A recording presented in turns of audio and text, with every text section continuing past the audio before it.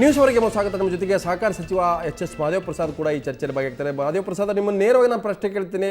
ನೀವು ನಿನ್ನೆ ನಡೆಸಿದಂಥ ರೈತ ಮುಖಂಡರು, ಕಾರ್ಖಾನೆ ಮಾಲೀಕರು ಮತ್ತು ನಿಮ್ಮ ಸರ್ಕಾರದ ಮಂತ್ರಿಗಳ ಸಭೆ ಇವತ್ತು 2,500 ರೂಪಾಯಿ ಫಿಕ್ಸ್ ಮಾಡಿದೆ ಪ್ರತಿ ಟನ್ ಕಬ್ಬಿಗೆ. ಆದರೆ ಯಾರೂ ಕೂಡ ಒಪ್ತಾ ಇಲ್ಲ. ಅದನ್ನು 3,000ಕ್ಕೆ ಹೆಚ್ಚಿನ ಬೆಲೆ ಕೊಡಬೇಕು. ಯಾಕಂತಂದರೆ ಈಗ ಉತ್ಪಾದನಾ ವೆಚ್ಚನೇ 3,000 ಹತ್ತಿರ ಬರ್ತಾ ಇದೆ. ಉತ್ತರ ಪ್ರದೇಶ ಇರ್ಬೋದು, ಗುಜರಾತ್ ಇರ್ಬೋದು, ಅಲ್ಲಿ 3,000 ಪ್ರತಿ ಟನ್ಗೆ ಕೊಡ್ತಾ ಇದ್ದಾರೆ. ಇವತ್ತು ಕೇಂದ್ರ ಸರ್ಕಾರವೇ ಫೇರ್ ರೆಮ್ಯುನರೇಟಿವ್ ಪ್ರೈಸ್ ಪ್ರಕಾರ 2,100 ರೂಪಾಯಿ ಕೊಡ್ತಾ ಇದೆ. ನೀವು ಯಾಕೆ 3,000 ಕೊಡೋಕ್ಕಾಗೋದಿಲ್ಲ? ನಾವು ಹೋರಾಟವನ್ನು ಮುಂದುವರಿಸ್ತಾ ಇದೀವಿ ಅನ್ನುವಂಥ ಒಂದು ಎಚ್ಚರಿಕೆಯನ್ನು ಕೊಡ್ತಾ ಇದೆ. ಏನು ಹೇಳ್ತೀರಿ ಸಚಿವರೇ? ಈಗ ಕರ್ನಾಟಕದಲ್ಲಿ, ಈ ರಾಷ್ಟ್ರದಲ್ಲಿ ಬೇರೆ ಯಾವುದೇ ರಾಜ್ಯದಲ್ಲಿ ಇಲ್ಲದೇ ಇರುವಂಥ ಒಂದು ವ್ಯವಸ್ಥೆ ಕಬ್ಬಿನ ಬೆಲೆ ನಿಗದಿಪಡಿಸೋದಕ್ಕೆ ಇದೆ. ಇಲ್ಲಿ ಕಬ್ಬು ಬೆಲೆ ನಿಯಂತ್ರಣ ಮಂಡಳಿನ ಶಾಸನಬದ್ಧವಾಗಿ ರಚನೆ ಮಾಡಿಕೊಂಡು ಅದರ ಅಡಿನಲ್ಲಿ ಸರ್ಕಾರದ ಸಕ್ಕರೆ ಸಚಿವರು ಅಧ್ಯಕ್ಷರಾಗಿರ್ತಾರೆ, ಕೃಷಿ ಸಚಿವರು, ಸಹಕಾರ ಸಚಿವರು ಅದರ ಸದಸ್ಯರಾಗಿ, ಅದರ ಜೊತೆ ಸಕ್ಕರೆ ಕಂಪನಿಯ ಪ್ರತಿನಿಧಿಗಳು ಅದೇ ಅನ್ಸೈಂಟಿಫಿಕ್ ಆಗಿದೆ ಅಂತ ಅಲ್ಲ, ಇರಿ ಸ್ವಲ್ಪ ನಾನು ಕರೆದ ಮೇಲೆ ಸ್ವಲ್ಪ ನಾವು ಹೇಳೋದನ್ನು ತಾಳ್ಮೆ ಕೇಳಬೇಕು. 5 ಸಕ್ಕರೆ ಕಾರ್ಖಾನೆ ಪ್ರತಿನಿಧಿಗಳು, 5 ರೈತ ಪ್ರತಿನಿಧಿಗಳು, ಒಬ್ಬರು ಎಕನಾಮಿಕ್ ಅಡ್ವೈಸರು, ಇವರನ್ನೆಲ್ಲ ಇಟ್ಕೊಂಡು ಹಣಕಾಸಿನ ಕಾರ್ಯದರ್ಶಿಗಳು ಮತ್ತು ಇಂಡಸ್ಟ್ರೀಸ್ ಸೆಕ್ರೆಟ್ರಿ ಇವರನ್ನೆಲ್ಲ ಕುಂಡಿಸ್ಕೊಂಡು ನಾವು ಈ ಹಿಂದೆ 2 ಸಭೆಗಳನ್ನು ನಡೆಸಲಾಯಿತು. ಒಂದು ಸಭೆ ಕಳೆದ ತಿಂಗಳಾಯಿತು, ಅದರಿಂದ ತಿಂಗಳಲ್ಲಿ ಒಂದು ಸಭೆ ಆಗಿ ಮೊನ್ನೆ 3ನೇ ಸಭೆ ನಾವು ಬೆಂಗಳೂರಿನಲ್ಲಿ ನಡೆಸಿದ್ದೀವಿ. ಈ ಸಭೆಯಲ್ಲಿ ಪ್ರಾರಂಭದ 2 ಸಭೆಗಳಲ್ಲೂ ಕೂಡ ಇದು ಹೊಸ ಒಂದು ಕಾಯ್ದೆ ಅಡಿನಲ್ಲಿ ನಾವು ಕೆಲಸ ಮಾಡ್ತಾ ಇರೋದ್ರಿಂದ ಭಾಳ ಕೂಲಂಕುಷವಾಗಿ ಎಲ್ಲ ವಿಚಾರಗಳನ್ನು ಚರ್ಚೆ ಮಾಡಿ, ಪ್ರಮುಖವಾಗಿ ಡಾಕ್ಟರ್ ರಂಗರಾಜನ್ರವರ ಒಂದು ವರದಿ ಏನಿದೆ ಕಬ್ಬಿನ ಬೆಲೆ ನಿಗದಿಪಡಿಸೋದ್ರ ಬಗ್ಗೆ ಮತ್ತು ಬೆಳೆ ಬಗ್ಗೆ ಇದೆ, ಅದನ್ನು ಒಂದು ಆಧಾರವಾಗಿಟ್ಕೊಂಡು ಆ ರೆವಿನ್ಯೂ ಶೇರಿಂಗ್ ಫಾರ್ಮುಲಾ ಅಂತೇಳಿ, ಅಂದರೆ ಏನು ಕಬ್ಬು ಬೆಳೀತಾರೆ ಅದು ಕಾರ್ಖಾನೆಗೆ ಕೊಡಬೇಕಾಗತ್ತೆ. ಕಬ್ಬನ್ನು ಇಲ್ಲ ಕಂಚಾರೆ ಫ್ಯಾಕ್ಟ್ರಿ ಕೊಡಬೇಕು, ಇಲ್ಲ ಬೆಲ್ಲ ಮಾಡಬೇಕು, ಗಾಣ ಹಾಕಿ ಬೆಲ್ಲ ಮಾಡಬೇಕು, ಇಲ್ಲ ಅಂದರೆ ಫ್ಯಾಕ್ಟ್ರಿಗೆ ಹಾಕಬೇಕು. ಇದು ನಮ್ಮ ರೈತನಿಗಿರುವಂಥ ಒಂದು ಪರಿಸ್ಥಿತಿ.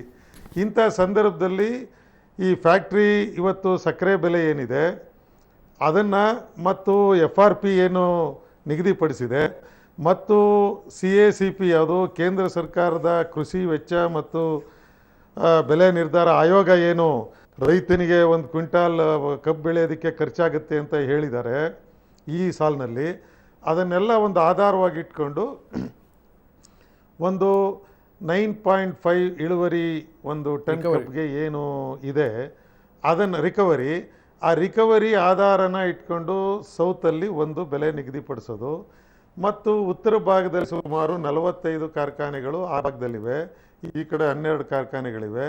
ಅವಕ್ಕೆ ಅಲ್ಲಿ ಎಕ್ಸ್ ಫೀಲ್ಡ್ ಅಂತೇಳಿ ಫ್ಯಾಕ್ಟ್ರಿಯವರೇ ಹೋಗಿ ಅಲ್ಲಿ ಕಟ್ ಮಾಡಿ ಶುಗರ್ ಕೇನನ್ನು ಟ್ರಾನ್ಸ್ಪೋರ್ಟ್ ಮಾಡ್ಕೊಂಡು ತಗೊಂಬರ್ತಾರೆ. ಇಲ್ಲಿ ರೈತನೇ ಫ್ಯಾಕ್ಟ್ರಿಗೆ ತಗೊಂಡೋಗಿ ಹಾಕುವಂಥ ಒಂದು ವ್ಯವಸ್ಥೆ ರೂಢಿಲಿದೆ. ಹಾಗಾಗಿ ಅಲ್ಲಿ ಎಕ್ಸ್ ಫೀಲ್ಡು ಮತ್ತು ಎಕ್ಸ್ ಗೇಟ್ ಅನ್ನೋ ಒಂದು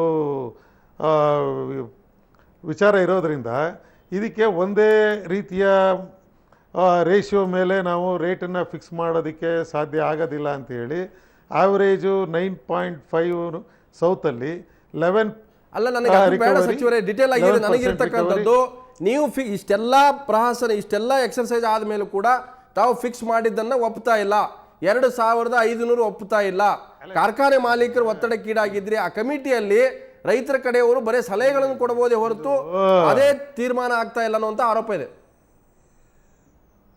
ಇಲ್ಲಿ ನಾವು ಸಕ್ಕರೆ ಮಾಲೀಕರ ಅಥವಾ ಫ್ಯಾಕ್ಟ್ರಿ ಮಾಲೀಕರ ಪರವಾದ ಪ್ರಶ್ನೆ ಇಲ್ಲಿ ಉದ್ಭವಿಸೋದೇ ಇಲ್ಲ.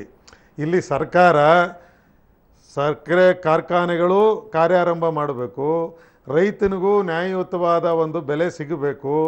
ಈ ನಿಟ್ಟಿನಲ್ಲಿ ಸಾಕಷ್ಟು ಚರ್ಚೆಗಳನ್ನು ನಮ್ಮ ಸಮಿತಿ ಸಭೆಯಲ್ಲೂ ಮಾಡಿದ್ದೀವಿ ಮತ್ತು ಮುಖ್ಯಮಂತ್ರಿಗಳ ಸಮ್ಮುಖದಲ್ಲಿ ನಡೆದಂಥ 2 ಸಭೆಗಳಲ್ಲೂ ಸಾಕಷ್ಟು ಸುದೀರ್ಘವಾಗಿ ಚರ್ಚೆ ಮಾಡಿದ್ದೀವಿ. ಇವೆಲ್ಲ ಮಾಡಿದ ಮೇಲೆ ರಂಗರಾಜನ್ ವರದಿಯ ಒಂದು ಆಧಾರ ಇಟ್ಕೊಂಡು CACPಯ ಒಂದು ಈ ವರ್ಷದ ಒಂದು ಏನು ರಿಪೋರ್ಟ್ ಕೊಟ್ಟಿದ್ದಾರೆ ಅದನ್ನ ಇಟ್ಕೊಂಡು FRP ಏನು ಹೇಳುತ್ತೆ ಅದನ್ನ ಆಧಾರವಾಗಿ ಇಟ್ಕೊಂಡು ಈ ಒಂದು ರೇಟನ್ನ ಒಂದು ಆವರೇಜ್ ಆಗಿ ತಗೊಂಡು ನಾವು ಘೋಷಣೆ ಮಾಡಿರ್ತಕ್ಕಂಥ FRP ಪ್ರಕಾರ ಹೋದ್ರೆ FRP ಪ್ರಕಾರ ಹೋದ್ರೆ 9% ಇಳುವರಿಗೆ 2424 ರೂಪಾಯಿ ಬರುತ್ತೆ. 2424 ಅಂದ್ರೆ ಈಗಾಗಲೇ ಕಳೆದ ಬಾರಿ ನಾವು 2400 ರೂಪಾಯಿ ಈ ಭಾಗದಲ್ಲಿ ಕೊಡ್ತಿತ್ತು. ಆ ಕಡೆ 2200ರಿಂದ 2500 ರೂಪಾಯಿವರೆಗೂ ಉತ್ತರ ಭಾಗದಲ್ಲಿ ಹಣ ಪಡಿತಾ ಇದ್ರು 1 ಟನ್ ಕಬ್ಗೆ. ಇಲ್ಲಿ ಏನಾಗಿದೆ, ಸೌತಲ್ಲಿ ಈಗಾಗಲೇ ಕ್ರಷಿಂಗು ಜೂನ್ ಜುಲೈನಿಂದನೇ ಪ್ರಾರಂಭ ಆಗಿ ಕ್ರಷಿಂಗು ಆಗಿದೆ. ಈ ಮಧ್ಯೆ ನಾವು 2400 ರೂಪಾಯಿ ಒಂದು ಅಡ್ವಾನ್ಸ್ ರೇಟ್. ಒಂದ್ ನಿಮಿಷ ಕೋಡೇಳವರೇ, ಸಚಿವರು ಅವ್ರದೇ ಸಮಸ್ಯೆಗಳನ್ನ ಹೇಳ್ತಾ ಇದ್ದಾರೆ ಹೊರತಾಗಿ ಇನ್ನು ಮುಂದೆ ಯಾವುದೇ ರೀತಿ ಬೆಲೆ ಹೆಚ್ಚಳ ಮಾಡೋ ಪ್ರಶ್ನೆ ಬಗ್ಗೆ ಅವ್ರು ಮಾತಾಡ್ತಲ್ಲ. ನಾವು ಅಷ್ಟು ಸಭೆಗಳು ಮಾಡಿದೀವಿ, ನಮ್ದು FRP ಇದೆ, ರಂಗರಾಜನ್ ಕಮಿಟಿ ಪ್ರಕಾರ ಮಾಡಿವಿ, ಸೈಂಟಿಫಿಕ್ ಆಗಿದೆ ಅಂತ ಹೇಳ್ತಿರಲ್ಲ. ಇಲ್ಲ, ಇದು ಪ್ರಸಾದ್ ಅವರು ಹೇಳ್ತಾ ಇರೋದನ್ನ ನಾವು ಸಾರಾಸಗಟಾಗಿ ತಿರಸ್ಕರಿಸ್ತೇವೆ. ಪ್ರಸಾದ್ ಅವರೇ ದಯಮಾಡಿ, ಪ್ರಸಾದ್ ಅವರೇ ನಾವು ಮಾತಾಡೋದಕ್ಕೆ ಒಂಚೂರು ಅವಕಾಶ ಕೊಡಿ. ಪ್ರಸಾದ್ ಅವರೇ ದಯಮಾಡಿ, ಈಗ ಒಂದು ತೀರ್ಮಾನ ತಾವು ತಗೊಂಡಂತ ತೀರ್ಮಾನ ಏನಿದೆ, ಈ ತೀರ್ಮಾನ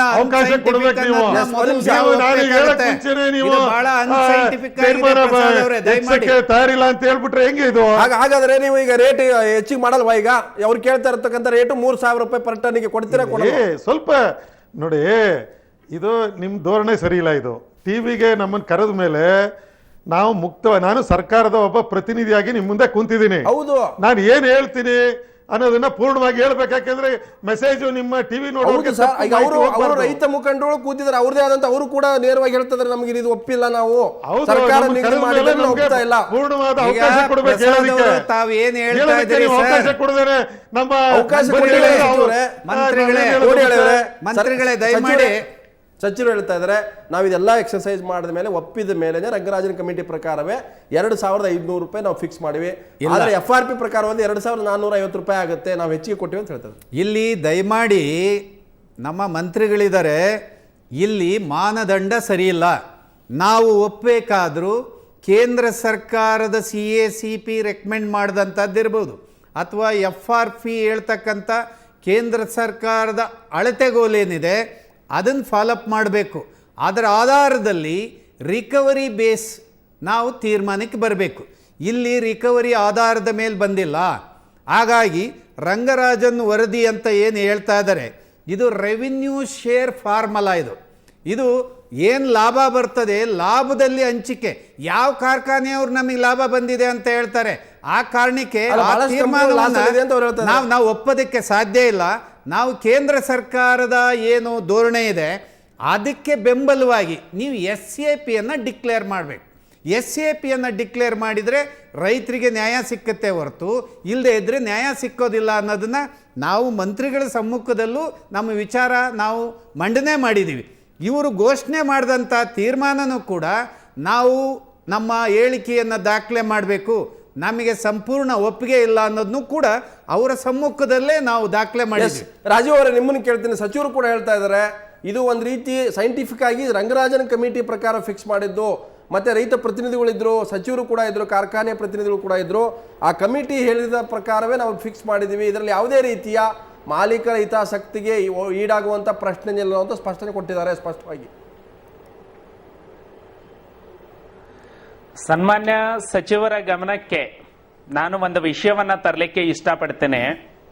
ಇದೇ ಕರ್ನಾಟಕ ಸರ್ಕಾರ ಪಾಸ್ ಮಾಡಿರುವಂತಹ ನಿಯಂತ್ರಣ ಮತ್ತು ಖರೀದಿ ಕಾಯ್ದೆ ಏನಿದೆ, ಸೆಕ್ಷನ್ 4F ರಲ್ಲಿ ಸಕ್ಕರೆ, ಕಪ್ಪಿನ ಸಿಪ್ಪಿ, ಕಾಕಂಬಿ ಮತ್ತು ಪ್ರೆಸ್ ಮಡ್ಗಳಿಂದ ಬರುವ ಆದಾಯವನ್ನು ಪರಿಗಣನೆಗೆ ತೆಗೆದುಕೊಂಡು ಆದಾಯ ಹಂಚಿಕೆ ಸೂತ್ರದ ಆಧಾರದ ಮೇಲೆ ಕಬ್ಬಿನ ಬೆಲೆಯನ್ನ ನಿರ್ಧರಿಸುವುದು ಅಂತ ಇದೆ, ಸಲಹೆ ಕೊಡುವುದು ಅಂತ ಇಲ್ಲ, ನಿರ್ಧರಿಸಬೇಕಾಗಿತ್ತು. ಇಲ್ಲಿ ಸನ್ಮಾನ್ಯ ಸಚಿವರು ಬರೀ ಸಕ್ಕರೆ ರೇಟನ್ನ ಮಾತ್ರ ಹೇಳ್ತಾ ಇದ್ದಾರೆ, ಆದ್ರೆ ಆದಾಯ ಹಂಚಿಕೆ ಸೂತ್ರವನ್ನ ಎಲ್ಲಿ ಬಿಡುಗಡೆ ಮಾಡಿದ್ದಾರೆ?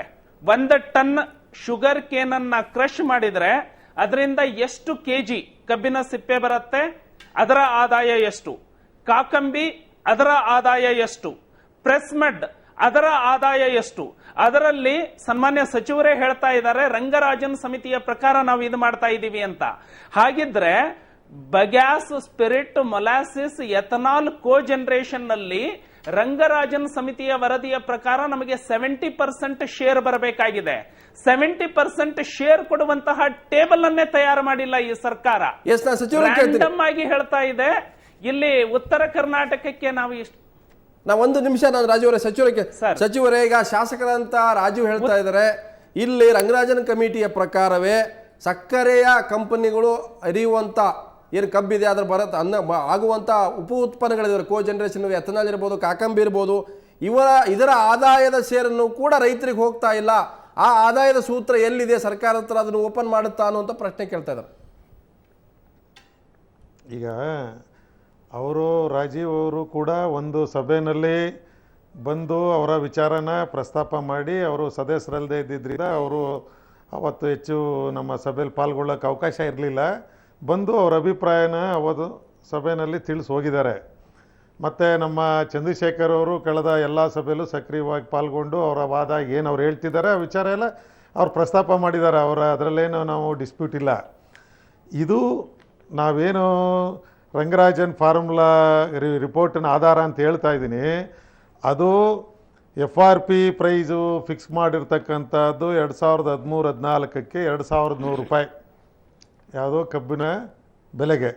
ಇನ್ನು ನಾವು ಈ ಕಾಕಂಬಿ, ಕಬ್ಬಿನ ಸಿಪ್ಪೆ ಮತ್ತು ಪ್ರೆಸ್ ಮಡ್ಡು ಇದೆಲ್ಲನೂ ರೇಷು ತೆಗೆದು ಅದನ್ನು ಸೇರಿಸಿ ಈ ಒಂದು 70-30 ಫಾರ್ಮುಲಾ, 70 ರೈತರಿಗೆ 30 ಫ್ಯಾಕ್ಟ್ರಿಯವ್ರಿಗೆ ಅಂತ ಹೇಳಿ ಆ 70-30 ಫಾರ್ಮುಲಾನ ಮಾಡಿ ಅದನ್ನು ಡಿವೈಡ್ ಮಾಡಿದ್ರೆ ನಮಗೆ 9.5% ರಿಕವರಿ ಇರೋವಂಥ ಕಬ್ಬಿಗೆ 2424 ರೂಪಾಯಿ ಬರ್ತಾಯಿತ್ತು. ಇದು ಅವರು ಚರ್ಚೆನಲ್ಲಿ ಭಾಗವಹಿಸಿದ್ದಾರೆ. ಇದೆಲ್ಲ ಡೀಟೇಲಾಗಿ ಚರ್ಚೆ ಆಗಿದೆ. ಇದು ಅವ್ರು ಹೇಳೋ ರೀತಿಲಿ ನಾವು ರೇಷಿಯೋ ಆಧಾರದ ಮೇಲೆ ಅಂದರೆ 9.5ಗೆ ನಮ್ಮ ಶಾಂತಕುಮಾರ್ ಅವ್ರು ಮಾತಾಡುವಾಗಲೂ ಕೇಳಿದೆ ನಾನು, 9.5ಗೆ ಒಂದು ರೇಟು, 10% ಇಳುವರಿ ಇದ್ದರೆ ಅದಕ್ಕೊಂದು ರೇಟು ರಿಕವರಿಗೆ, 10.5ಗೆ ಒಂದು, ಈ ಥರ 12-12.5%ವರೆಗೂ ಬರೋವಂಥದ್ದಕ್ಕೆ ರೇಟನ್ನು ಸ್ಲ್ಯಾಬ್ ಮೇಲೆ ಏರಿಸ್ತಕ್ಕಂಥ ವ್ಯವಸ್ಥೆ ಇದೆ. ಆದರೆ ನಮ್ಮ ರಾಜ್ಯದ ಪರಿಸ್ಥಿತಿ ಏನಾಗಿದೆ ಅಂದರೆ 12 ಫ್ಯಾಕ್ಟ್ರಿಗಳು ರೈತರೇ ತಗೊಂಡೋಗಿ ಫ್ಯಾಕ್ಟ್ರಿ ಗೇಟಲ್ಲಿ ಕಬ್ಬನ್ನು ಕೊಡ್ತಿದ್ದಾರೆ. ಅದು ಪ್ರಾಕ್ಟೀಸಲ್ಲಿ ಬಂದ್ಬಿಟ್ಟಿದೆ. ಉತ್ತರ ಕರ್ನಾಟಕದಲ್ಲಿ 45 ಫ್ಯಾಕ್ಟ್ರಿಗಳಲ್ಲಿ ಫ್ಯಾಕ್ಟ್ರಿಯವರೇ ಹೊರಗಡೆಯಿಂದ ಜನ ಕರ್ಕೊಂಬಂದು ರೈತ ಕಟಾವು ಮಾಡೋರನ್ನ ಸಾಗಾಣಿಕೆನ ಅವ್ರು ಮಾಡಿಸ್ಕೊತಾ ಇದ್ದಾರೆ. ಆ ಕಡೆ ನಾವು ಫ್ಯಾಕ್ಟ್ರಿಯವರು ಮತ್ತು ಸಭೆಯಲ್ಲಿ ರೈತರ ಒಂದು ಚರ್ಚೆಲಿ ಒಟ್ಟಾರೆ ಮೂಡಿ ಬಂದಂಥ ಅಭಿಪ್ರಾಯ ಏನು ಅಂದರೆ 9.5 ಈ ಭಾಗಕ್ಕೆ ಒಂದು ಆವ್ರೇಜ್ ಇಟ್ಕೊಳ್ಳೋಣ, ಆ ಭಾಗಕ್ಕೆ 11% ಅವರೇಜ್ ಇಟ್ಕೊಂಡು ಆಗ 11% ಅಂದರೆ 2825 ರೂಪಾಯಿ ಬರುತ್ತೆ. ಅಲ್ಲಿ ರೈತರಿಗೆ 2500 ರೂಪಾಯಿ ರೈತರಿಗೆ 2500 ರೂಪಾಯಿ ರೈತರಿಗೆ ಕಡ್ಡಾಯವಾಗಿ 1 ಟನ್ಗೆ ಎಕ್ಸ್ ಫೀಲ್ಡ್ ಅಲ್ಲಿ ಕೊಡಲೇಬೇಕು ಫ್ಯಾಕ್ಟ್ರಿಯವರು. ಇನ್ನು ಮೇಲ್ ಬರೋದನ್ನ ಟ್ರಾನ್ಸ್ಪೋರ್ಟೇಷನ್ ಕಟಿಂಗ್ಗೆ ಬಳಸಬೇಕು. ಅದರಲ್ಲಿ ಏನೇ ವ್ಯತ್ಯಾಸಗಳಿದ್ರು ಅದು ಫ್ಯಾಕ್ಟ್ರಿಯವರ ಜವಾಬ್ದಾರಿಯೇ ಹೊರತು ರೈತನ ಮೇಲೆ 2500 ರೂಪಾಯಿಗಿಂತ 1 ರೂಪಾಯಿ ಕಡಿಮೆ ಕೊಡಕೂಡದು ಅಂತ ನಾವು ನಿರ್ಣಯ ಮಾಡಿದೀವಿ.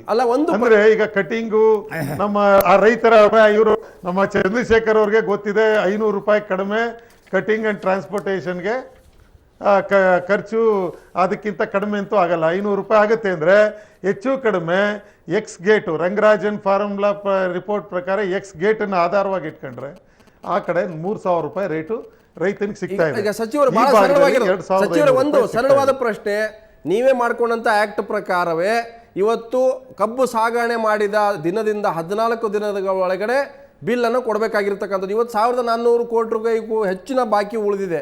ಈಗಿರ್ತಕ್ಕಂಥ ಬೇಡಿಕೆಯ ಪ್ರಕಾರ 3000 ಕೊಡಬೇಕು ಒಂದು ಟನ್ನಿಗೆ ಅನ್ನುವಂಥದ್ದು ಸರ್ಕಾರ ಒಪ್ಪುತ್ತಾ? ಆ ಬೇಡಿಕೆ ಇಟ್ಟಿದ್ದಾರೆ. ಈಗಲೂ ಕೂಡ ನಿಮ್ಮ ದರ ನಿಗದಿಯನ್ನು ಒಪ್ಪಿಲ್ಲ. ನೋಡಿ, ಈಗ ನಾವು ಸರ್ಕಾರ ರಚನೆ ಮಾಡುವಂಥ ಸಂದರ್ಭದಲ್ಲಿ 897 ಕೋಟಿ ರೈತರಿಗೆ ಬಾಕಿ ಬರಬೇಕಾಗಿತ್ತು. ಕಳೆದ 6 ತಿಂಗಳಿಂದ ಸತತವಾದ ಸಂಪರ್ಕ ಸಭೆಗಳನ್ನು ಮಾಡಿ, ಫಾರ್ ಎಕ್ಸಾಂಪಲ್ ನಾನೇ ಬೀದರ್ ಸಕ್ಕರೆ ಕಾರ್ಖಾನೆಯಿಂದ 32 ಕೋಟಿ ರೂಪಾಯಿ ರೈತರಿಗೆ ಬಾಕಿ ಬರಬೇಕಾಗಿತ್ತು. ಅಲ್ಲಿ DCC ಬ್ಯಾಂಕು ಫ್ಯಾಕ್ಟ್ರಿಯವ್ರನ್ನ, ಅಪೆಕ್ಸ್ ಬ್ಯಾಂಕ್ ಅವ್ರನ್ನೆಲ್ಲ ಕರೆದು ಅವ್ರಿಗೆ ಸಾಲ ಕೊಡಿಸಿ ಈಗಾಗಲೇ 15 ಕೋಟಿ ಬಿಡುಗಡೆ ಆಗಿದೆ. ಇನ್ನು 15 ಕೋಟಿ ಈ ವಾರದಲ್ಲಿ ಬಿಡುಗಡೆ ಆಗ್ತಾ ಇದೆ.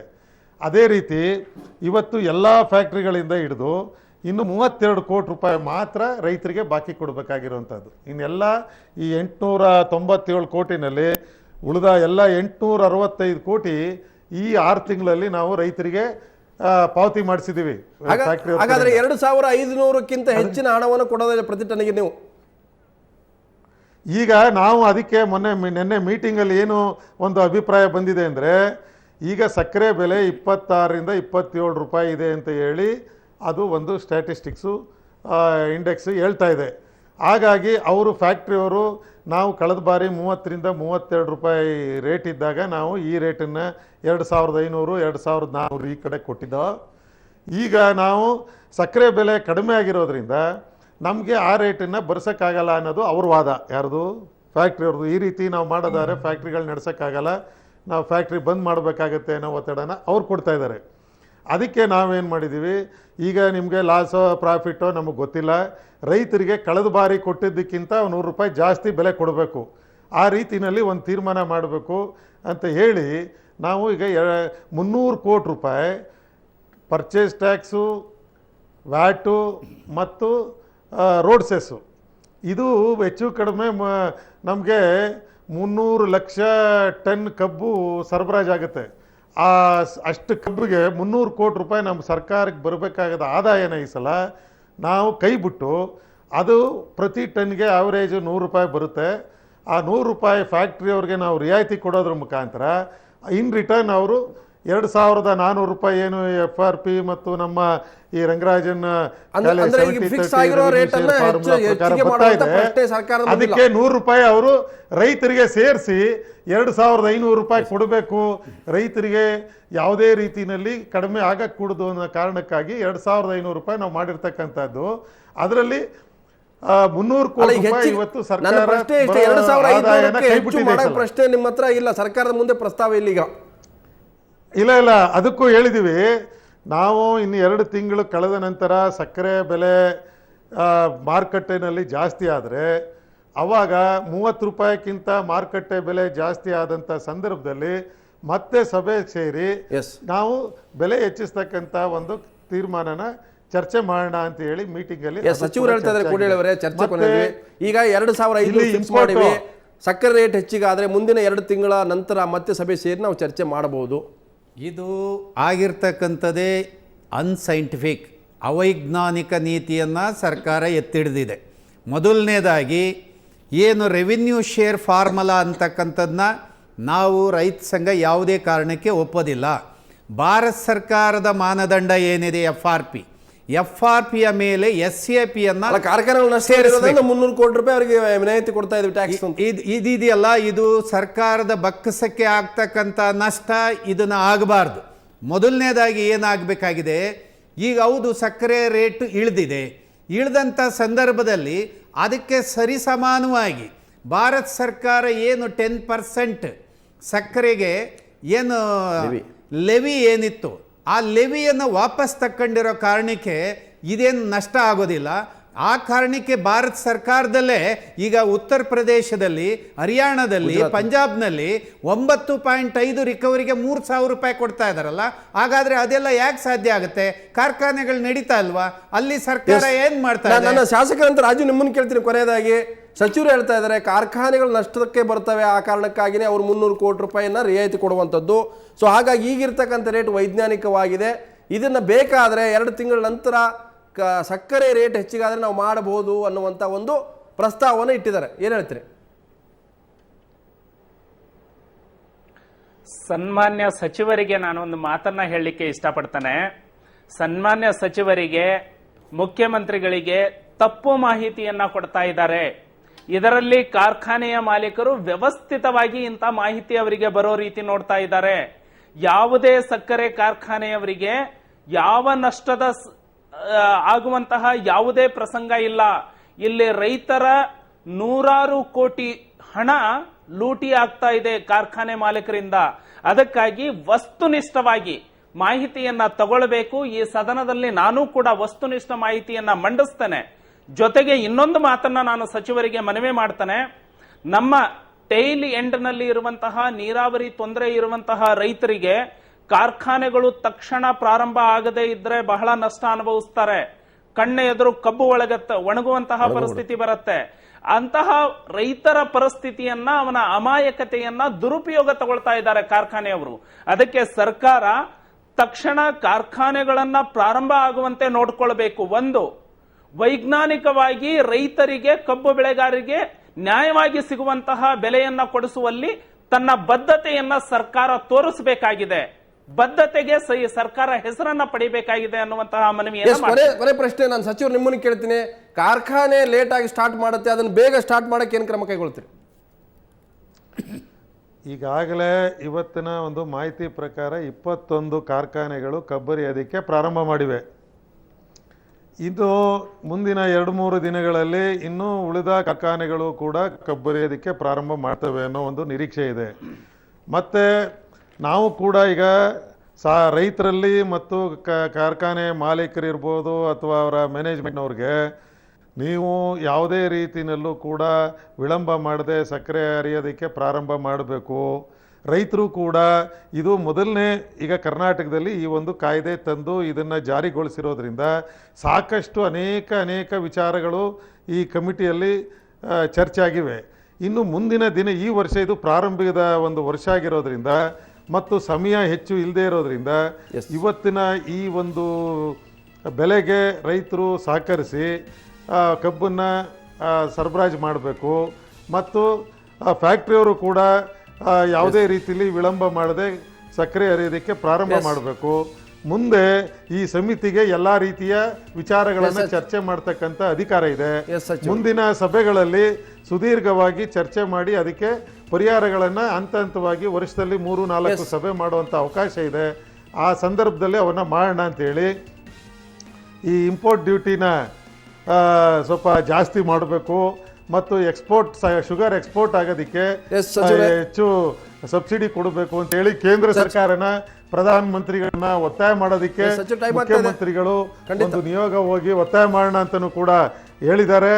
ಮತ್ತೆ ಒಂದು ರೈತರಿಗೇನು ತೂಕದ ಬಗ್ಗೆ ಮತ್ತು ಇದು ರಿಕವರಿ ಬಗ್ಗೆ ಅನುಮಾನಗಳಿವೆ, ಅದಕ್ಕೆ ಒಂದು ವಿಜಿಲೆನ್ಸ್ ಸೆಲ್ ಅನ್ನು ಕೂಡ ಸರ್ಕಾರ ಕ್ರಿಯೇಟ್ ಮಾಡಿ ಫ್ಯಾಕ್ಟರಿಗಳ ಮೇಲೆ ಯಾವುದೇ ರೀತಿ